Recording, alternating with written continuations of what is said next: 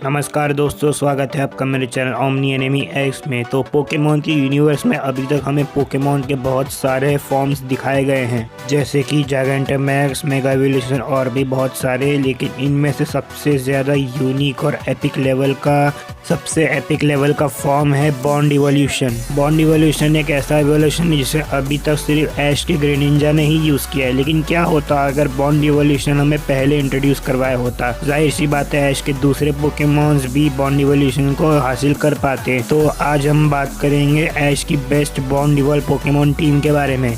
एक Pokemon team में सिर्फ 6 पोकेमॉन आते हैं, तो आज मैं बताऊंगा 6 ऐसे पोकेमॉन जो ऐश के साथ बॉन्ड इवॉल्व कर सकते हैं। तो इस वीडियो को बनाने से पहले मैंने बॉन्ड इवोल्यूशन पे बहुत अच्छी रिसर्च की है और तब जाके ये वीडियो बना रहा हूँ। तो इसकी रिसर्च से मुझे पता चला है कि सिर्फ फुल्ली इवॉल्व पोकेमॉन ही बॉन्ड इवोल्यूशन को अचीव कर सकते हैं। तो इसीलिए ऐश की जितने भी पोकेमॉन सेकेंड स्टेज में या फिर अपने फर्स्ट स्टेज में है वो लोग इस लिस्ट में नहीं आ सकते, और पिकाचू भी नहीं आ सकता। तो और एक बात, मैंने इसमें ग्रेनिंजा को भी नहीं लिया है क्योंकि ग्रेनिंजा पहले ही बॉन्ड इवॉल्व अचीव कर चुका है, तो उसको लेने का क्या फायदा। तो चलो बिना किसी देरी के आज के इस वीडियो को शुरू कर लेते हैं।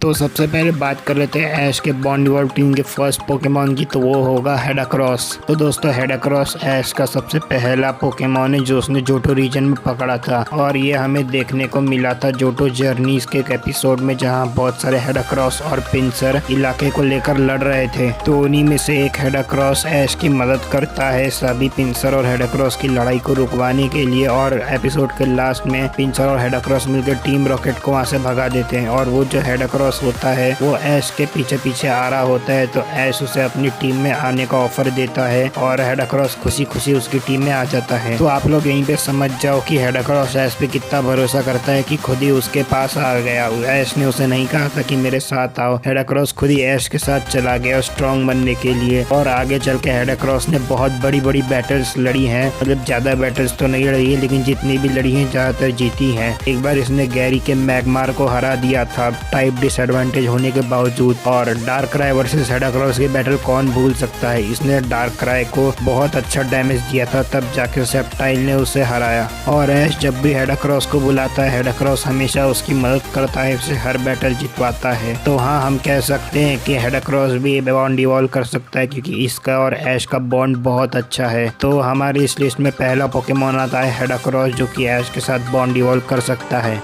तो अब बात करते हैं ऐश के बॉन्ड इवॉल्व टीम के सेकंड पोकेमॉन के बारे में, तो वो होगा सेप्टाइल। सेप्टाइल को ऐश ने ट्रिको के फॉर्म में पकड़ा था, जो कि ऐश का सबसे पहला पोकेमॉन था जो उसने होयन रीजन में पकड़ा। ट्रिको एक बहुत बड़े से पेड़ के नीचे पैदा हुआ था, और जैसे जैसे वो बड़ा हो गया वो पेड़ धीरे धीरे सूखता चला गया क्योंकि एटमॉस्फेयर की वजह से। तो ट्रिको उस पेड़ को बचाने की बहुत कोशिश करता है, तो ट्रिको की विल पावर को देख के ऐश भी उसकी मदद करता है। फिर आगे चल के ऐश ट्रिको को एक बैटल के लिए चैलेंज करता है और ऐश भेजता है अपना पिकाचू, और उसी बैटल में ऐश ट्रिको को पकड़ लेता है। फिर आगे चल के एक एपिसोड में ट्रिको बैटल करता है एक लाउड्रेट से, और दोनों ही साथ में इवॉल्व हो जाते हैं। मतलब ट्रिको इवॉल्व होता है ग्रोवाइल में और लाउड्रेट इवॉल्व होता है एक्सप्लाउड में। फिर उसके बाद बैटल फ्रंटियर में ग्रोवाइल को एक मगेनियम से प्यार हो जाता है, और फिर उस मगेनियम को टीम रॉकेट से बचाने के लिए ग्रोवाइल विकसित हो जाता है सेप्टाइल में। और सेप्टाइल का पावर लेवल बहुत ज्यादा है, उसका पूरा पोटेंशियल तो हमने देखा था डार्क क्राई वाली बैटल में, जहाँ उसने डार्क क्राई को सिंगल लीफ ब्लेड से हरा दिया था। हाँ, मानता हूँ हेडाक्रॉस ने बहुत ज्यादा डैमेज दिया था, लेकिन भाई सिंगल लीफ ब्लेड से एक मिथिकल पोकेमॉन को हराना बहुत बड़ी बात है। और मेरे ख्याल से अगर सेप्टाइल को चारिज़ार्ड की तरह कहीं अलग से ट्रेनिंग मिली होती ना, तो सेप्टाइल भी चारिज़ार्ड जितना पावरफुल होता और वो डार्क क्राई के बाद लाटियोस को जरूर हरा पाता। चलो मान लो नहीं हरा है तो इतना तो डैमेज दे ही देता कि लाटियोस ऐश के अगले पोकेमॉन से हार जाए। और सेप्टाइल और ऐश का बॉन्ड आपने देखा था जब टोबियस के डार्क डार्कराय ने सेप्टाइल के ऊपर ड्रीम ईटर इस्तेमाल किया था तब ऐश ने सिर्फ एक बार उसे पुकारा और सेप्टाइल तुरंत जाग गया। तो इससे आप इनके बॉन्ड का अंदाजा लगा सकते हो। तो मेरे ख्याल से सेप्टाइल भी ऐश के साथ बॉन्ड इवोल्यूशन कर सकता है। तो चलो अब बात करते हैं ऐश के तीसरे पोकेमॉन के बारे में जो बॉन्ड इवॉल्व कर सकता है, वो है ऐश का चारिज़ार्ड। ऐश ने अपने चारिज़ार्ड को एक चारमेंडर के फॉर्म में पकड़ा था, जहाँ चारमेंडर का पुराना ट्रेनर था वो उसको बोलता है कि तुम एक पत्थर पे रुको, मैं तुम्हें बाद में लेने आऊंगा, लेकिन वो बाद में आता ही नहीं है क्योंकि चारमेंडर ज्यादातर लड़ाई हार जाता था। तो इसीलिए उसका ट्रेनर उसे छोड़ देता है और अगर ऐश उसे सही टाइम पे पोकेमॉन सेंटर नहीं लेके जाता तो चारमेंडर उसी वक्त मर जाता बारिश की वजह से।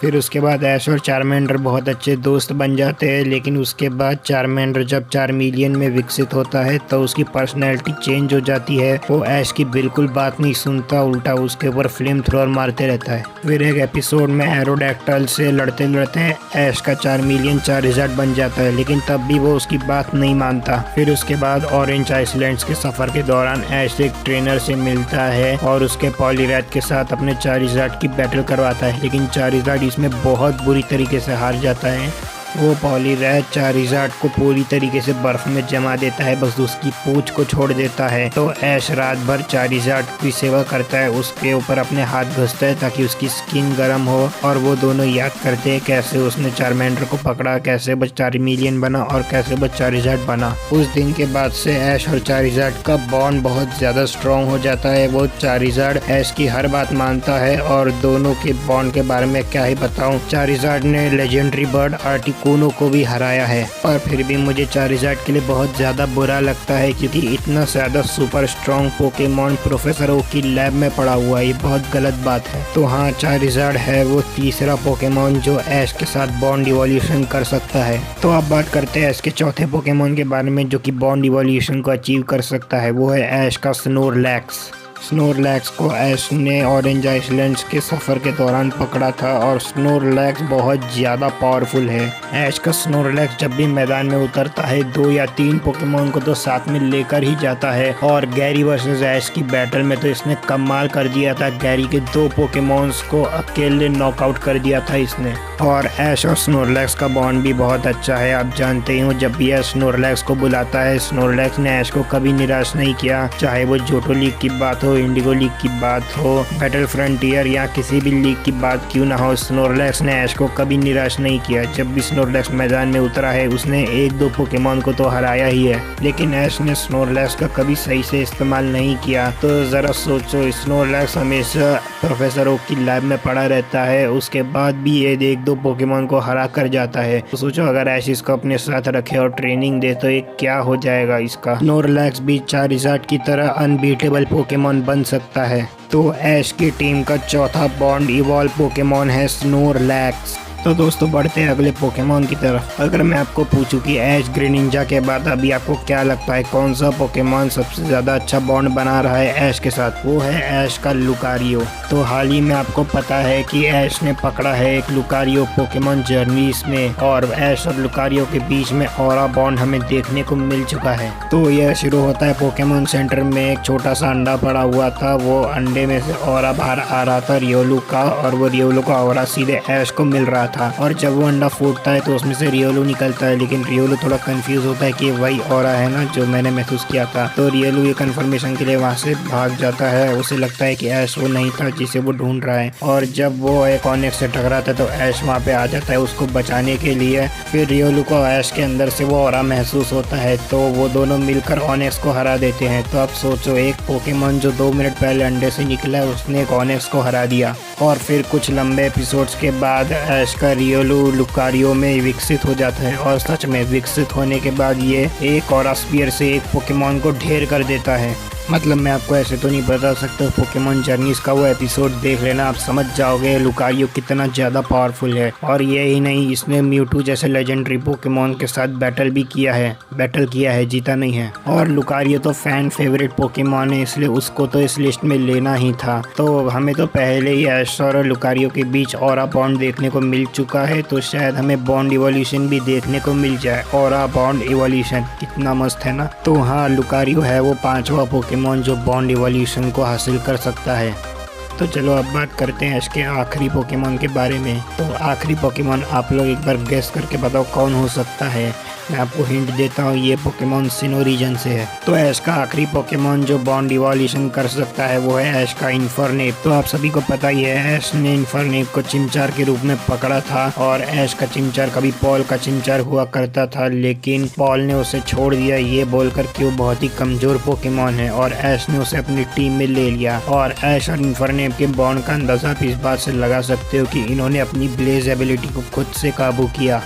और भाई सिनो लीग में तो इन्फर्नेप ने कमाल कर दिया था। पॉल के 3 पोकेमॉन्स को इन्फर्नेप ने अकेले ही ढेर कर दिया, कंटिन्यू में नहीं किया, अलग अलग टाइम पे किया था। इसमें पॉल का सबसे स्ट्रॉन्गेस्ट पोकेमॉन था इलेक्ट्रीवायर, उसे भी इन्फर्नेप ने हरा दिया। और इन्फर्नेप की ब्लेज एबिलिटी कमाल की है। ब्लेज एबिलिटी में जाने के बाद आज तक इसने एक भी बैटल नहीं हारी। ब्लेज एबिलिटी में जाने के बाद ये एक मेगा इवॉल्व पोकेमॉन जितना ताकतवर हो जाता है। वैसे तो हमें इन्फर्नेप की ब्लेज एबिलिटी के साथ कभी किसी मेगा इवॉल्व पोकेमॉन की बैटल नहीं देखने मिली, लेकिन मैं 100% गारंटी के साथ कह सकता हूँ ब्लेज एबिलिटी में जाने के बाद इन्फर्नेप एक मेगा इवॉल्व पोकेमॉन को हरा सकता है। और ऐश और इन्फर्नेप का बॉन्ड भी बहुत ज़्यादा अच्छा है, बहुत एपिक लेवल का बॉन्ड है इन दोनों का। तो मेरे ओपिनियन से ये है ऐश की best possible bond evolve Pokemon team. पहला है हेडाक्रॉस, दूसरा है सेप्टाइल, तीसरा चारिज़ार्ड, चौथा स्नोरलैक्स, पांचवा लुकारियो और छठवा है इन्फर्नेप। और सोचो अगर बॉन्ड इवॉल्व करते टाइम इन्फर्नेप की ब्लेज एबिलिटी एक्टिव हो गई तो बस दोस्तों आज की वीडियो यहीं तक थी। वीडियो पसंद आई हो तो वीडियो को लाइक कर देना, चैनल पे पहली बार आ गए हो तो चैनल को सब्सक्राइब कर देना और पास वाला बेल आइकन दबा देना ताकि हमारे न्यू वीडियो की नोटिफिकेशन आपको मिले। और मिलता हूँ मैं आपसे नेक्स्ट ऑसम वीडियो में, तब तक के लिए जय हिंद, जय भारत, वंदे मातरम।